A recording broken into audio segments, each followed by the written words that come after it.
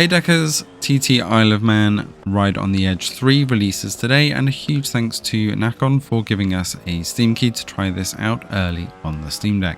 As you can see here, it does run and look absolutely fantastic, and I'll dive into the settings in just a second, but there are a few warnings with this. Although it looks like I'm able to control this very well, it takes a lot of practice. There is a large learning curve to this game, and I'll cover that in a bit more in just a moment. Setting wise, you're never really going to get more than 40 to 50 in this, so you may as well get some nice graphics at the same time. So into the graphics settings, you want to turn off dynamic resolution and VSync.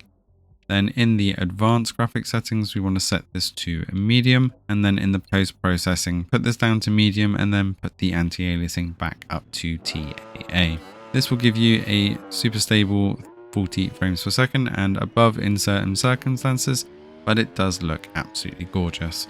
Now there are lots of different points of view for riding on your bikes, and if you have the terrifying point of view of what the riders actually see, it is extremely difficult for me to ride like this on the game, and gives me huge respect to the actual riders who do this in real life. If you haven't watched the TT Isle of Man, I urge you to go and do so.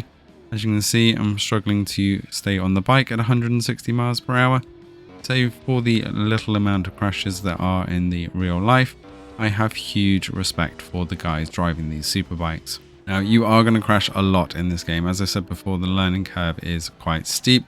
The super bikes are hard to control and the roads are very small, so expect to crash a lot until you get used to the controls. But when you do get used to the controls, once you get those corners right and you start bombing it down the tracks at over 140 mile an hour and pulling around small bends at 80 plus mile an hour, it does feel exceptionally good. However, it does require a lot of focus. Just having a brief look at the environment or having a look to see your speed or thinking that you're doing well will make you slip up.